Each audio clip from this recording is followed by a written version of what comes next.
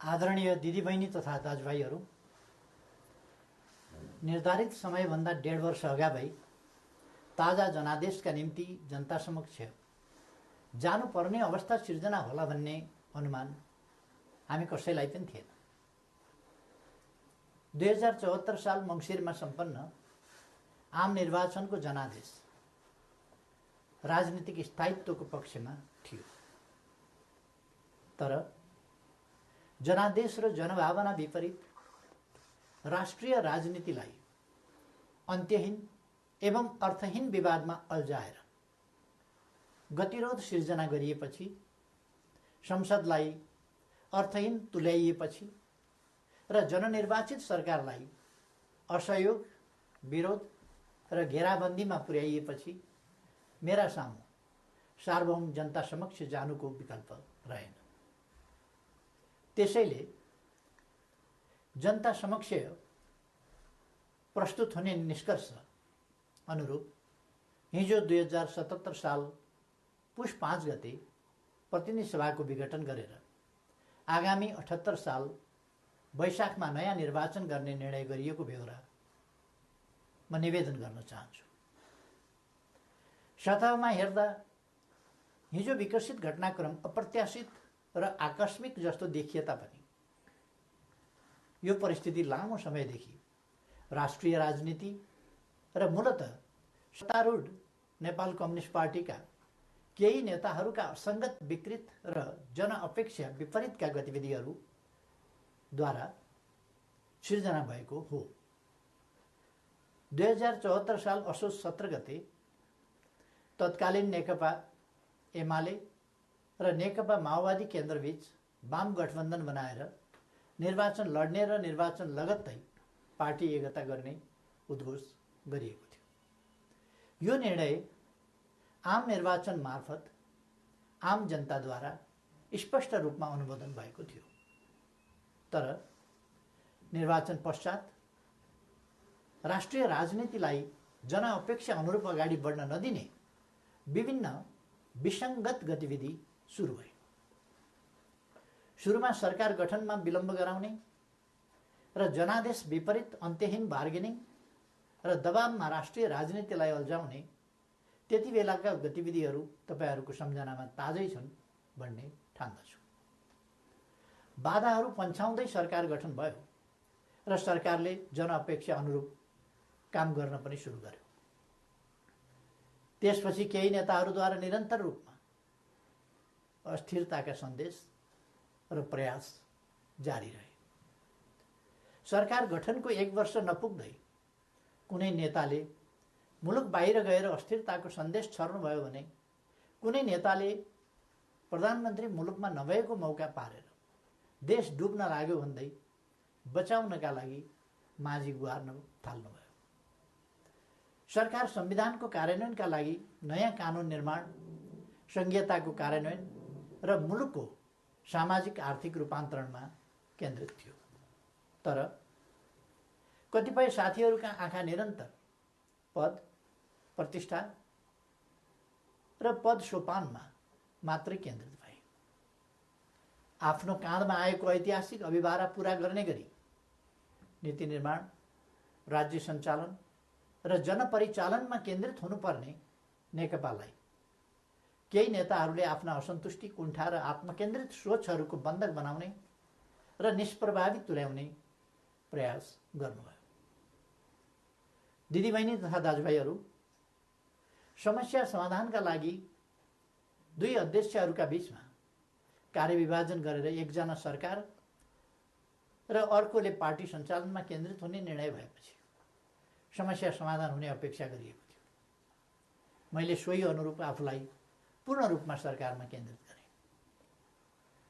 यसबीचमा party काम कति अगाडि बढ्यो, एकीकरणका बाँकी काम कति पुरा भए, महाधिवेशनको तयारी कति अगाडि बढ्यो र जनतालाई समस्या परेको बेला विशाल पार्टी पङ्क्तिलाई कति परिचालन गरियो, यसमा मैले केही भनिरहनु पर्ला जस्तो लाग्दैन। तथ्यहरू आफै बोल्छन्। तर सरकारलाई भने राम्रोसँग चल्न दिइएन। पार्टी घोषणापत्रको मर्म र समृद्ध नेपाल सुखी नेपालीको अभियानलाई हाँक्न सक्ने गरी योग्यता क्षमताका आधारमा मन्त्री परिषद पुनर्गठन गर्न खोज्यो भने आफ्नो र पराईका कित्ता काट गरेर टुङ्गोमा पुग्न दिइएन। महत्त्वपूर्ण संवैधानिक अङ्गहरूमा रिक्तता सिर्जना हुन थाल्यो, पूर्ति गर्न पाइएन। पछाडि परेका सामाजिक समुदायको हितका लागि विभिन्न संवैधानिक आयोगहरूको व्यवस्था छ, तर 2.5 वर्षसम्म पनि त्यहाँ नियुक्ति हुन पाएन। सरकारले दूरगामी महत्त्वका काम गरेको छ, प्रतिकूलताका बीचमा पनि मुलुकले महत्त्वपूर्ण उपलब्धि हासिल गरेको छ, युगान्तकारी काम सुरु भएका छन्, तर विपक्षी दलहरूलाई पनि उछिनेर केही नेताहरू सरकारको अनन्त विरोध र नकारात्मक मनोविज्ञान सिर्जना गर्न उद्धत भइरहनु भयो। सरकारले प्रस्तुत गरेका कतिपय प्रस्तावमाथि सार्वभौम संसदलाई छलफल पनि गर्न नदिइकन जबरजस्ती रोकेर राखियो। विगत केही महिना यता सरकार कस्तो कठिनाइ बीच काम गर्न बाध्य भयो र कस्तो घेराबन्दीको शिकार भयो भन्ने बारेमा यहाँहरू अनभिज्ञ हुनुहुन्न भन्ने म ठान्दछु। मैले राज्य प्रणालीमा पनि र पार्टी संरचनामा पनि नेतृत्व हस्तान्तरणको एउटा वैधानिक प्रणाली बसाल्ने प्रयास गरेँ। प्रधानमन्त्री चयन ताजा जनादेशका आधारमा बन्ने संसदले गरोस् र पार्टी नेतृत्वको चयन महाधिवेशनबाट होस् भन्ने विधि स्थापित गर्न खोजे। सङ्घीय लोकतान्त्रिक गणतन्त्रका निम्ति अगुवाई गरेको पहिलो पुस्ताले संरक्षक र उत्प्रेरकको सम्मानजनक भूमिकामा रहोस् र मुलुकको नेतृत्व सामाजिक आर्थिक रूपान्तरण र समृद्धिको मिसन पूरा गर्न सक्षम र सक्रिय नयाँ पुस्तामा हस्तान्तरण होस् भन्ने मार्गचित्र प्रस्तुत गरे। यसै मान्यताका आधारमा 5 वर्षको सरकारको नेतृत्वपछि सुयोग्य नेतृत्वलाई जिम्मेवारी हस्तान्तरण गर्ने र महाधिवेशनद्वारा पार्टीको कार्यकारी जिम्मेवारीबाट अवकाश लिने घोषणा समेत गरे। मुलुकको जटिल अवस्थामा नियमित महाधिवेशन हुन नसक्ने हो भने पनि विशेष महाधिवेशन गरेर अध्यक्ष पद हस्तान्तरण गर्न इच्छा गरे र योजना पनि प्रस्तुत गरे। तर महाधिवेशनका लागि साथीहरूले 4 महिना पनि कुर्न सक्नु भएन। उल्टै मेरो राजनीतिक चरित्र हत्या गर्ने गरी अत्यन्त लाञ्छित र अपमानित गर्दै आरोप पत्र पेश गर्नुभयो। त्यसलाई पार्टीको लोगो र कार्यालयको दुरुपयोग गर्दै राष्ट्रव्यापी रूपमा वितरण गर्नुभयो र वस्तुतः पार्टी विभाजनको अप्रत्यक्ष घोषणा गर्नुभयो। अर्कातिर भित्रभित्रै प्रधानमन्त्री विरुद्ध अविश्वास प्रस्तावको तयारीलाई अगाडि बढाउनु भयो। पार्टी अध्यक्ष एवं संसदीय दलका नेतालाई थाहै नदिई संसद अधिवेशन बोलाउन हस्ताक्षर सङ्कलन गरेर साथीहरूले संविधान विपरीत पार्टी प्रणाली र पद्धतिमाथि यसअघि नै गम्भीर आघात पुर्याउनु भयो। यसपछि नै पार्टीभित्रको अवस्था निकै गम्भीर र सङ्कटपूर्ण बन्न पुगेको। अस्ति पुस 4 गते मात्रै पनि मैले पुष्पकमल दाहालजीको निवासमै गएर उक्त विग्रहकारी आरोपपत्र फिर्ता लिन, पार्टीमा सहज र स्वस्थ वातावरण सिर्जना गर्न र विशेष महाधिवेशन आयोजना गरेर नेतृत्व हस्तान्तरणका लागि पटक पटक आग्रह गरे। पार्टी एकीकरणको सङ्क्रमणकालीन प्रयोजनका लागि मनोनयनद्वारा गठन भएका र महाधिवेशन सम्पन्न गर्ने मुख्य दायित्व भएका पार्टीका नेतृत्वदायी कमिटीहरूलाई पार्टी विधान र एकीकरणको भावना विपरीत पार्टीलाई मतदानको अवस्थातिर नधकेल्न र कर्तव्यको लिकबाट बाहिर नजान बारम्बार आग्रह गरे। तर यस प्रयासलाई मेरो कमजोरी ठानियो। केही भएको छैन, केही गरिने छैन भन्ने कुरामा अल्मल्याउँदै प्रधानमन्त्री विरुद्ध अविश्वास प्रस्तावको तयारी अगाडि बढाइयो। दिदीबहिनी तथा दाजुभाइहरू, सरकार विरुद्ध यसरी घेराबन्दी र दाउपेच गर्नुपर्ने जायज कारण के थियो र? सरकारले यस बीचमा राष्ट्रियतालाई सुदृढ गर्ने सन्दर्भमा ऐतिहासिक कामहरू गरेको छ। नेपालको वास्तविक भूभाग समेटेको नयाँ नक्सा प्रकाशन गरिएको छ। तदनुरूप सर्वसम्मतिका आधारमा संविधान संशोधन गरिएको छ। समस्या समाधानका लागि मित्र राष्ट्र भारतसँग वार्ताको तयारी भइरहेको छ। चीनसँग पारवन यातायात प्रोटोकलमा हस्ताक्षर भएको छ। नेपालको अन्तर्राष्ट्रिय छवि, भूमिका र आकर्षण बढेको छ। यसलाई सुदृढ गर्न सबैले सहयोग गर्नुपर्ने बेलामा सरकारलाई असहयोग र असफल पार्न भइरहेका यी गतिविधिका पछाडि गम्भीर षड्यन्त्र लुकेको स्पष्ट छैन र? यी घटनाक्रम हेर्दा म आजभन्दा 4 वर्ष अगाडिका परिदृश्यहरूलाई सम्झिरहेको छु। नाकाबन्दीको साहसका साथ सामना गर्दै त्यसलाई अन्त्य गरे बापत नेपालको पारवन सुविधा विस्तार गरेर फेरि कहिल्यै नाकाबन्दी नहुने कुराको सुनिश्चित गरे बापत त्यति बेलाको सरकारलाई यसै गरी षड्यन्त्रपूर्ण ढङ्गले अपदस्थ गरिएको थियो। परिस्थिति र समय सन्दर्भ फरक भए पनि पात्रहरू उनै हुनुहुन्थ्यो। कि यसले हाम्रा कतिपय नेताहरू नेपाललाई अनन्त अस्थिरतामा फसाउने योजनामा सहभागी भएको स्पष्ट रूपमै देखिनुहुन्न र? थुप्रै प्रतिकूलताका बावजुद नेपालले गएको 3 वर्षमा उल्लेख्य उपलब्धि हासिल गरेको कुरामाथि पनि उल्लेख भइसकेको छ। प्राय सबैजसो विकास सूचकाङ्कहरूमा नेपालले प्रगति गरेको छ। कतिपय क्षेत्रमा फड्को नै मारेको छ। शान्ति सुरक्षाको स्थितिलाई सुदृढ तुल्याइएको छ। पृथकतावादी गतिविधिलाई समाधान गरिएको छ। मुलुकले विकास, सुशासन, समृद्धि र स्थायित्वतिर सकारात्मक कदम चालिरहेको यस स्थितिबाट पार्टी खुसी हुनुपर्ने होइन र? सबै मिलेर यसलाई थप गति दिनुपर्ने होइन र? तर कतिपय नेताहरूबाट यसको उल्टो काम भइरहेको छ। सरकारलाई 5 वर्ष काम गर्न दिने र उसका कामको परीक्षण जनताबाट निर्वाचनका क्रममा हुने लोकतान्त्रिक बाटो छोडेर सधैँभरि सत्ता, सधैँभरि सरकार, सधैँभरि पदीय भागभण्डाको चक्रव्यूहमा राजनीतिलाई बन्दी बनाउने काम भयो। लोकतन्त्रमा सत्तापक्षले जनताको आदेशअनुसार काम गर्छ, प्रतिपक्षले नियन्त्रण र सन्तुलनको भूमिका खेल्छ। तर हामी कहाँ सत्तापक्षका कतिपय साथीहरू नै प्रतिपक्षभन्दा बढी आक्रामक, असहयोगी र षड्यन्त्रपूर्ण गतिविधिमा संलग्न हुने विडम्बनापूर्ण अवस्था सिर्जना भयो।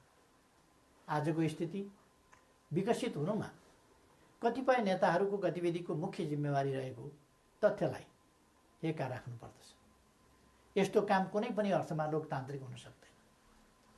दिदीबहिनी तथा दाजुभाइहरू, पार्टीलाई एकताबद्ध रूपमा अगाडि बढाउने, नेतृत्व हस्तान्तरणको विधि र प्रणाली बसाउने र पार्टी, सरकार र संसदलाई जनताको हितमा केन्द्रित गर्ने मेरा प्रयासहरूमा यसरी निरन्तर बाधा सिर्जना गरिए। यसपछि नै म यस निर्णयमा पुग्न बाध्य भएको हुँ। प्रतिनिधि सभा विघटन र नयाँ निर्वाचन मेरो रुचि वा छनौटको विषय थिएन। तर मुलुकलाई अकर्मण्य अवस्थामा राखिराख्नु उचित हुँदैन थियो। संसदलाई केही नेताहरूको स्वार्थको बन्धक बनाइराख्नु जनादेश विपरीत हुन जान्थ्यो। जनताको भावना अनुसार काम गर्न अगाडि बढ्नै नसक्ने स्थितिबाट मुलुकलाई निकास दिनै पर्थ्यो। जनअनुमोदित नेकपाको यस सरकारलाई आफ्नै दलका नेताहरूले काम गर्न नदिने र दलभित्रको कचिङ्गनले प्रतिनिधि सभालाई पनि शिकार बनाउने अवस्था अन्त्य गर्नै पर्थ्यो। यसै पृष्ठभूमिमा म नयाँ जनादेशका लागि सार्वभौम जनता समक्ष जाने निष्कर्षमा पुगेको हुँ। म अझै पनि विगतका सबै तिता पीडाहरूलाई बिर्सेर एकताबद्ध भई निर्वाचनमा सहभागी हुन कमरेडहरूलाई आग्रह गर्न चाहन्छु। निर्वाचनको घोषणाले पार्टी एकतालाई बलियो बनाउने अपेक्षा गरेको छु। पार्टी पहिलो शक्ति बन्नुमा, पार्टी एकता हुनुमा र पार्टीले विशाल जनसमर्थन प्राप्त गर्नुमा केपी ओलीको कुनै योगदान छैन। हामी पो निर्णायक हौँ भन्ने कमरेडहरूलाई पनि लोकप्रियता र क्षमताको मापन गर्न यसले अवसर दिनेछ। प्रधानमन्त्री बन्न व्यग्र प्रतीक्षामा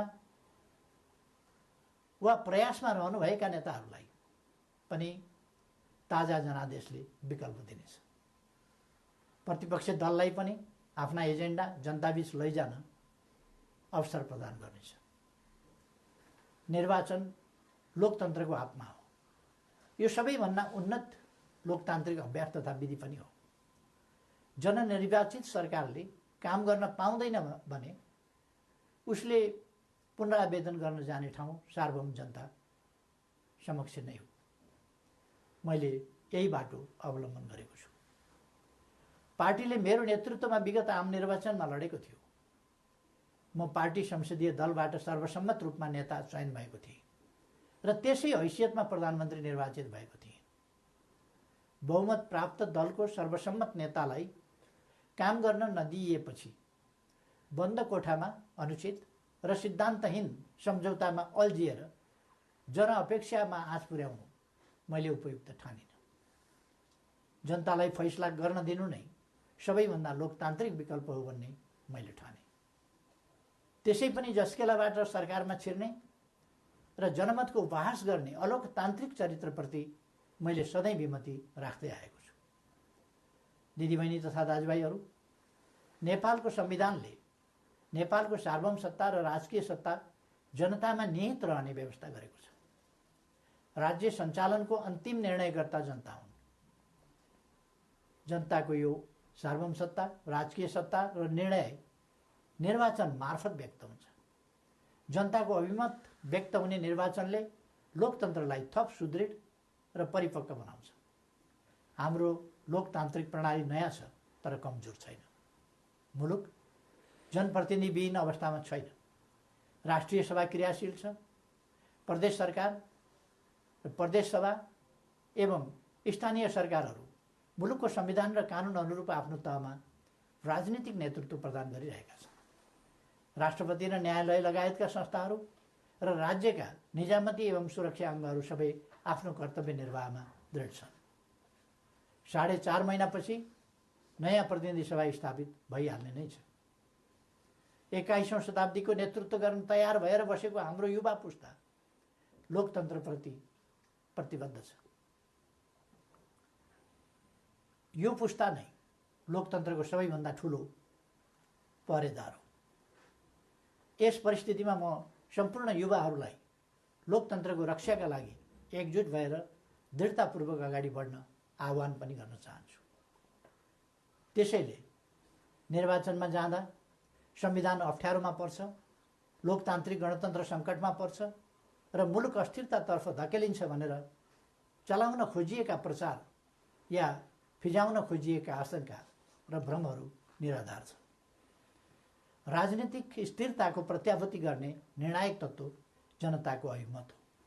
तसर्थ कुनै पनि कुरामा नअल्मलिकन आम निर्वाचनको तयारीमा केन्द्रित हुन म सबैमा हार्दिक आह्वान गर्दछु। धन्यवाद।